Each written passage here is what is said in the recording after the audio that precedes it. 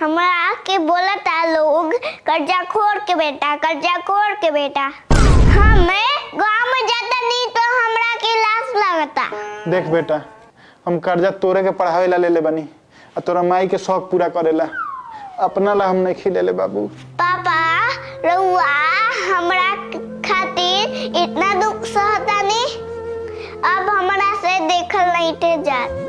एक काम करता नहीं, पढ़ाई छोड़ देता नहीं, रउआ कर्जा ना करे के बड़ी। अरे हमार बाबू कितना तू त्याग करत तारो, आई देखा तारो नु चटकन, 2 चटकन मारे नु तो सारा त्याग निकल जाए। जो पर हमरे बिल्ली हमरे से में आओ। ते 1 नंबर के बदमाश हो गइल बड़ीस, अब तोरा के हॉस्टल भेजे के पड़ी तबे ते सुधरबे। दादी रउआ पापा के हॉस्टल काहे ना भेज देनी? काहे? पापा भी सुधर जैतन। वैसन खाना बनैले बारू, तनिको स्वाद नहीं खे में। मम्मी जी राउर जीभ के टेस्ट खराब हो गइल बा। इहे खाना सब कोई खैला खता अच्छा लागल हो, रउआ खराब लागता। चली तो रउआ के एगो डॉक्टर भी ले चलतनी। चले ना जानी अंगनवे टेर, हमार जीभ खराब हो गइल बा। चलो तक हमें डॉक्टर भी ले चलता रू, हमहू चलो तनी। चली। बताइए क्या समस्या है? देखी ना डॉक्टर साहब, कितनो अच्छा अच्छा खाना बना देतनी आ घर भर के लोग के अच्छा खाना लागता, लेकिन हमरा सास के खाना अच्छे नहीं खिलागत। देखी तो इनका जीभ में का भइल बा। माता जी जीभ दिखाइए।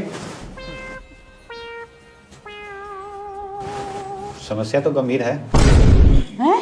गंभीर बीमारी बा? हाँ, इसका मात्र एक ही इलाज है। कौन सी डॉक्टर साहब? कि खाना खुद से बना के खाना होगा, बहू के हाथ का खाना नहीं खाना है, तभी ये गंभीर बीमारी ठीक होगा। नानू डॉक्टर साहब, खाना तो हमारे पतो अच्छे बनावेली, हम जानबूझ के बोले नहीं कि खराब बनाओ तनी कि मन ना बढ़ी। माँ तार केस पाकता। हाँ, टेंशन से पकता। तारा का चीज टेंशन?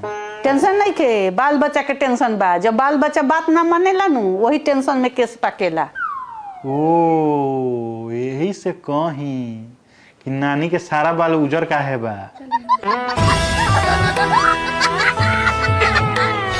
हेलो गाइज, हम परीक्षा में फेल हो गए बनी। आज लोग इनके सिखाएं कि परीक्षा में फेल भइला पर कैसे अपना गार्जियन से बताए के बा बिना पिटैले।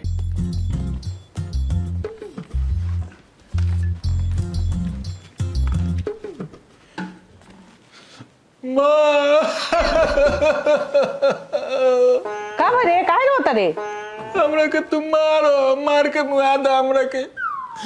हम बहुत खराब काम कइले बनी, तारी इज्जत एकदम माटी में मिला देले बनी। का भइला बेटा, कुछ भइल बा का? हम परीक्षा में फेल हो गए। परीक्षा में फेल हो गइले? मारो रे, मारो मारो।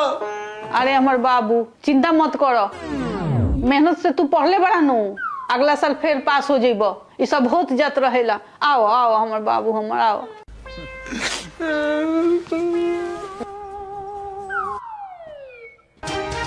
ब्रेकिंग न्यूज, रिक्शे वाले का बेटा बना आईएएस।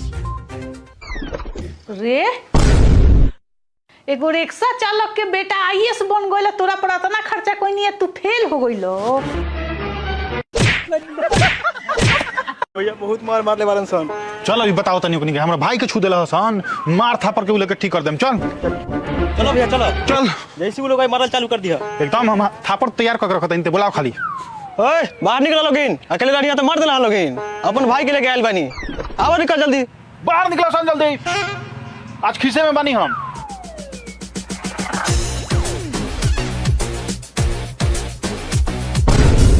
भैया ये बारन सन, मारो। हातना शरीफ शरीफ लोग से ते लड़ाई कर लेली सा, तोरा शर्म नहीं क्या बात? हमरा भाई से कोनो गलती भइल हो कि तो लोग माफ करेम, अभी नादान बा। ठीक बा? हां ठीक बा, ठीक बा, ठीक बा, ठीक बा। बा लड़िए मत तब से ही लोग के, अच्छा अच्छा लोग से लड़ लेता। भैया गोइल डला अपने के पीटे हमरे पीट देला। पागल बरिस का, देखो तो कितना मुंह स्टैंडर रहा सन, तोरा फेरा में हमहू पिटा जैती। आदमी देख के न झगड़ा कर जा रे पागल। Butterfly, butterfly, butterfly, butterfly. Where are you going? Where are you going? I am going because you are boring.